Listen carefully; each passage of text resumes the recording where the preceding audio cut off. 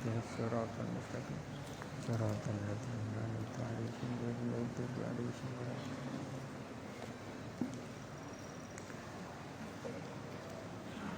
الله. قال المصنف الإمام الغزالي حجة الإسلام رحمه الله تعالى ونفعنا به وأمدنا بأسراره وأفاض علينا من بركاته وأنواره ونفحاته ورفع عنا به هذا الوباء والبلاء والفحشاء والأسواء آمين. Bismillahirrahmanirrahim. Asy-syartus tsani fil muqaddimatis tsaniyati. Adapun syarat yang kedua ada pada muqaddimah yang kedua. Ini kita sedang berbicara macam burhan yang pertama. Burhan macam yang pertama contohnya adalah kullu nabiyyin muskirun wa kullu muskirin haram. Natijahnya kullu nabiyyin haram.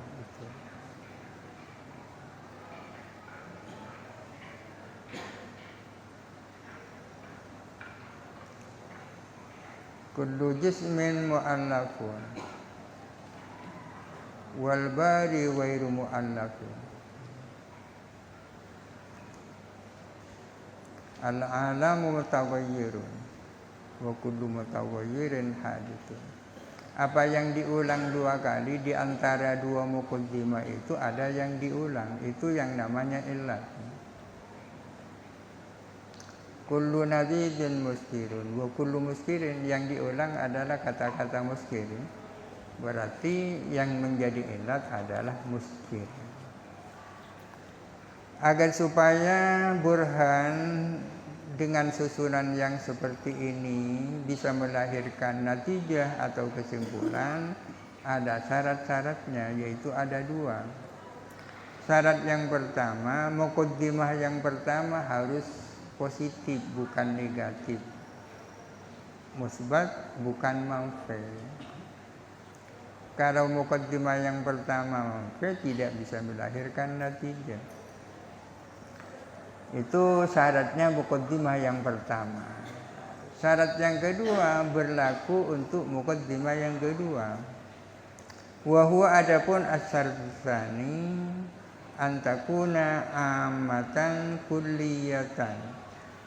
Harus ada apa muqaddimah yang kedua ammah kulliyah, bersifat umum dan universal. Ammah kulliyah ini maksudnya sama, bersifat umum, universal.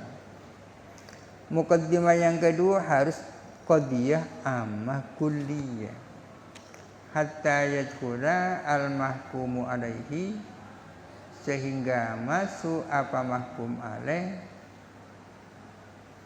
bisa babi umumiha, dengan sebab keumumannya muqaddimah tsaniyah, masuk apa mahkum alaih fiha, di dalam muqaddimah yang kedua.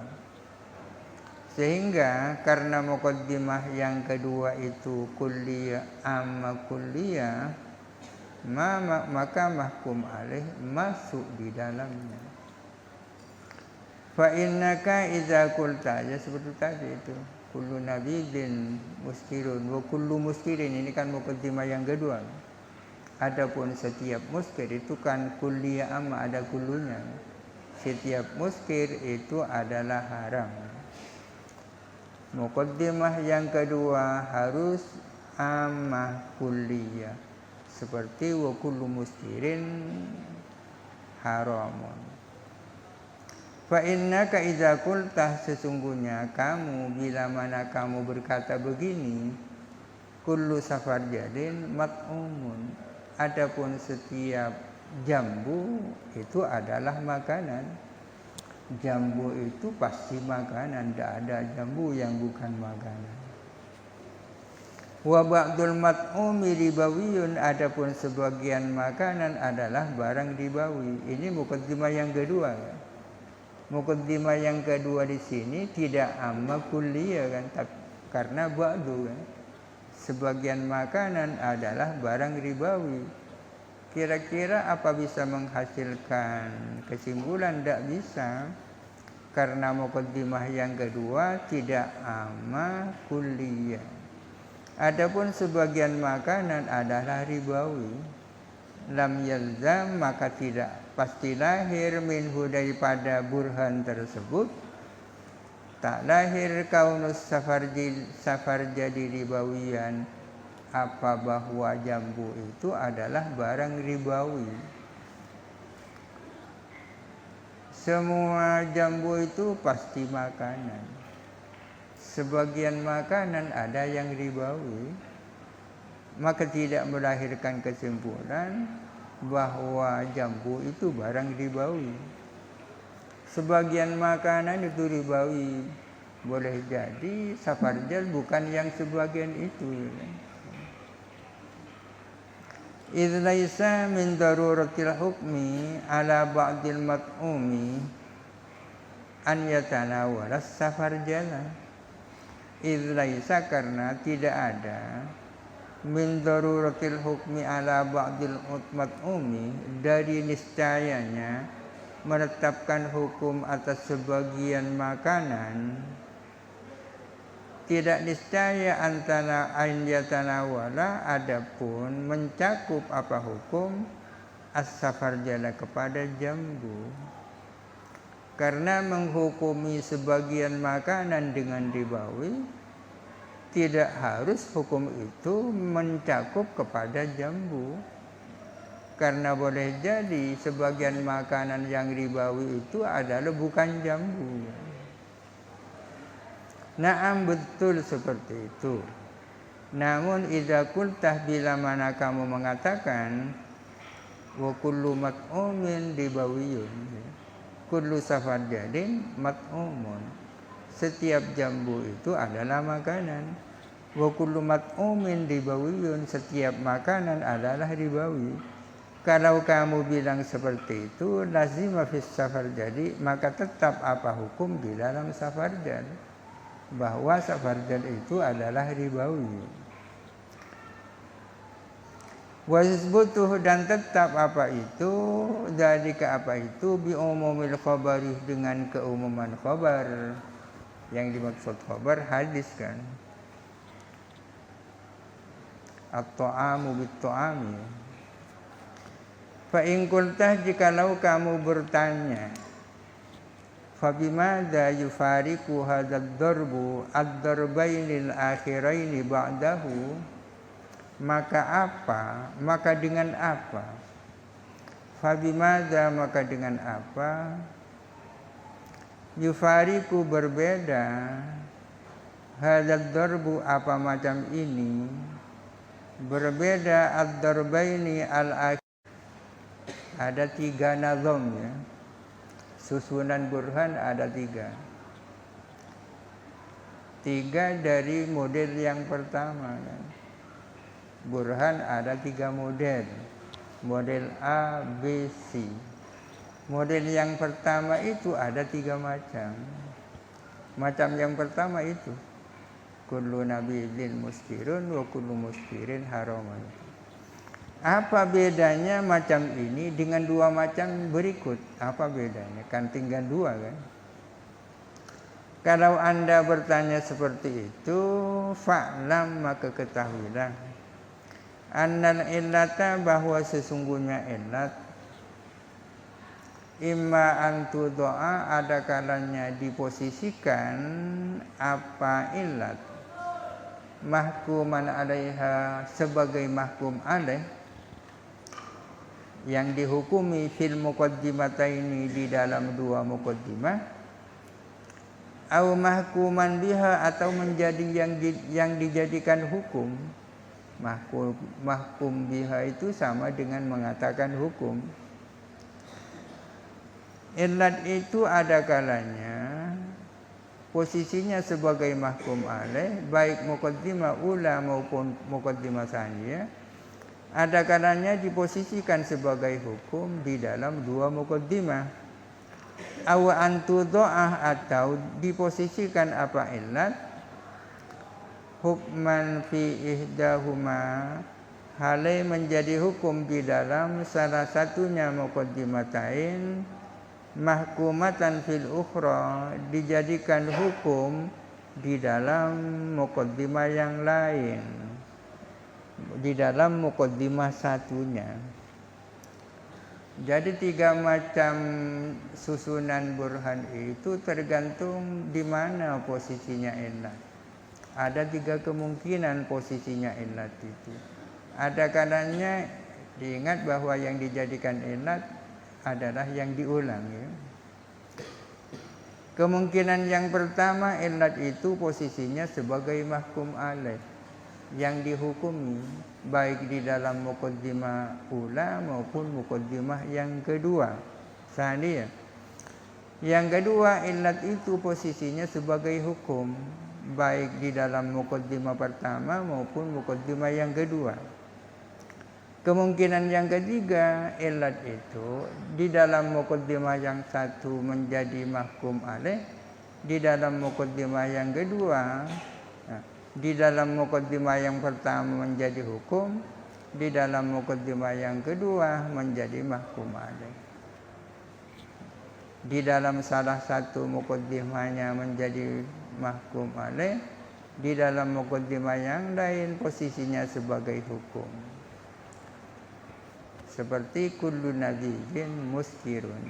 Di dalam muqaddimah ini muskirun sebagai hukum. Kemudian wa kullu muskirin haramun, di dalam muqaddimah yang kedua ini muskirun menjadi mahkum alaih. Wa hadza al-akhiru huwa an-nazmul awwal. Adapun yang terakhir inilah merupakan susunan yang pertama. Kullu nabiyyin muskirun wa kullu muskirin haramun. Kullu nabiyyin muskirun. Muskirun di sini jadi hukum. Wa kullu muskirin haramun, di dalam ini kullu muskirin menjadi mahkum alaih. Wasani wasadisu, adapun yang kedua dan yang ketiga, yang dimaksud yang kedua dan yang ketiga itu illat di dalam muqaddimah ula dan tsaniyah posisinya sebagai mahkum alaih atau sama-sama menjadi hukum. Adapun ad-darbus tsani dan ad-darbus tsalits la yattadihani ghayatal ittidahi adalah tidak jelas dengan benar-benar jelas, illa birraddi ilaihi, kecuali dengan cara mengembalikan kepada ad-darbul an-nazmul awwal.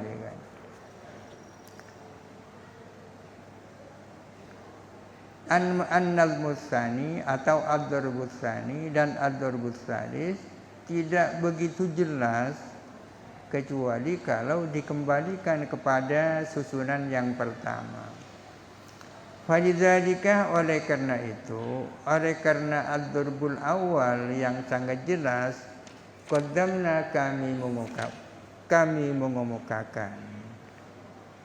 mengemukakan ad-darbul awal.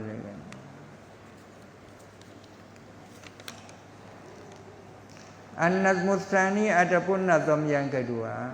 Nazam yang kedua yang disebut dengan ad-darbus tsani. Jadi ada 3 nazam, ada 3 darbu. Ad-darbul awal huwa an-nazmul awal, ad-darbus tsani huwa an-nazmus tsani, ad-darbus tsalitsu huwa an-nazmus tsalits.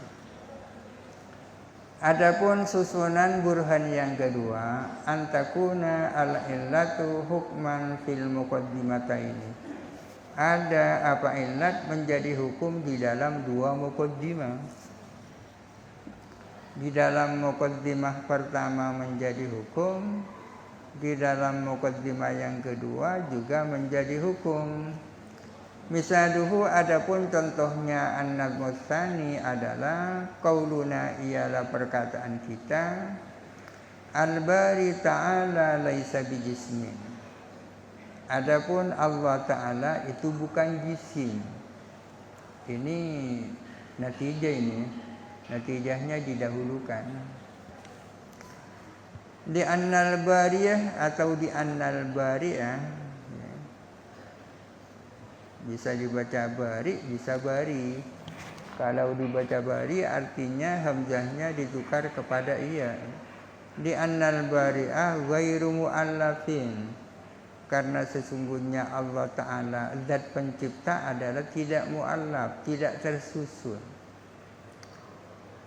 Wa kullu jismin mu'allafun, adapun setiap jisim itu adalah tersusun. Muqaddimah pertama di sini apa? Al-bari ghairu mu'allafin. Allah itu tidak mu'allaf. Setiap jisim adalah mu'allaf. Di sini yang diulangkan mu'allaf. Berarti mu'allaf lah yang menjadi illat. Kata-kata mu'allaf sebagai illat di dalam dua muqaddimah sama-sama berposisi sebagai hukum. Jadi khabar kan. Al-bari ghairu mu'allafin itu kan hukum. Allah Ta'ala itu tidak tersusun. Wa kullu jismin mu'allafun, setiap jisim itu tersusun. Katakan di sini mu'allaf dalam muqaddimah pertama jadi hukum, dalam muqaddimah yang kedua juga jadi hukum. Natijahnya fal bari'u ta'ala idzan laisa bijismin. Oleh karena itu Allah Ta'ala bukan jisim. Fahahuna salah satu ma'anin, maka di sini ada tiga makna. Al-bari wal mu'allafu wal jismu kan. Ada tiga makna yang diungkapkan dengan menggunakan tiga lafal, yaitu al-bari, mu'allaf dan jisim. Wal mukarraru wal mu'allafu, adapun yang diulang adalah kata mu'allaf. Oleh karena itu fahuwa al-illatu, maka adapun kata mu'allaf itulah yang jadi illat. Wa tarahu, dan kamu melihat kepada kata mu'allaf khabaran fil muqaddimataini wa hukman. Kamu melihat kata mu'allaf itu menjadi khabar di dalam dua muqaddimah itu dan sekaligus menjadi hukum. Khabar itu hukum, yang mubtada yang dihukumi kan. Ini adalah nazam yang kedua, di mana hukum posisinya adalah menjadi hukum di dalam dua muqaddimah. Bi khilafil muskili fil nazmil awwali, beda dengan kata muskil di dalam susunan yang pertama. Idz kana khabaran fi ihdahuma mubtada'an fil ukhra, di mana ada apa kata muskil adalah menjadi khabar di dalam salah satu dua muqaddimah, mubtada'an fil ukhra menjadi mubtada di dalam muqaddimah yang lain. Kullu nabidzin muskirun jadi khabar kan. Wa kullu muskirin haramun, kullu muskirin jadi mubtada. Wa wajhu luzumin natijati minhu, adapun sisi lahirnya natijah daripada an-nazmus tsani, kok bisa juga burhan dengan susunan yang kedua ini bisa melahirkan natijah? Dari mana itu munculnya? Ialah anna kulla syai'aini, sesungguhnya tiap-tiap dua hal, dua perkara, sabata li ihdahuma, yang tetap li ihdahuma bagi salah satunya syai'aini, tetap bagi salah satunya apa sesuatu, intafa yang tiada apa ma anil akhari dari yang lain, fahuma maka adapun syai'aini mutabayyinani adalah dua hal yang berbeda, tiap-tiap dua perkara, salah satunya dikhobari dengan sesuatu, yang sesuatu itu berbeda dengan khobar yang ditetapkan kepada satunya, maka dua perkara itu adalah dua perkara yang berbeda. Tiap-tiap dua perkara yang salah satunya dihukumi dengan suatu hukum yang berbeda dengan hukum yang ditetapkan kepada satunya, maka dua perkara itu pasti berbeda. Contohnya dua perkara di sini apa? Contohnya Allah dan jisim, kan dua perkara. Allah dan jisim itu ada perkara. Fatta'lifu sabitun lil jismi. Ta'lif itu ada pada jisim. Al-jismu mu'allafun. Ta'lif itu berada pada jisim, muntafin anil bari ta'ala, tidak ada pada Allah Ta'ala. Kepenyusunan itu dimiliki oleh jisim, tidak dimiliki oleh Allah Ta'ala. Dengan demikian Allah Ta'ala dan jisim ada dua hal yang berbeda. Fala yakunu bainal ma'nal jismi wa bainal bari iltiqa'un. Maka tidak ada antara makna jisim dan Allah Ta'ala adapun pertemuan. Tidak bertemu antara jisim dan Allah itu. Karena jisim mu'allaf, Allah tidak mu'allaf. Artinya la yakunu al-bari jisman. Ini kesimpulannya. Artinya Allah Ta'ala itu bukan jisim. Ini sindiran kepada kaum mujassimah termasuk Salafi Wahabi. Allah Ta'ala itu bukan jisim. Wal jismu huwal bari ta'ala, dan tidak ada jisim adalah Allah Ta'ala. Artinya Allah itu bukan jisim, jisim itu bukan Allah Ta'ala.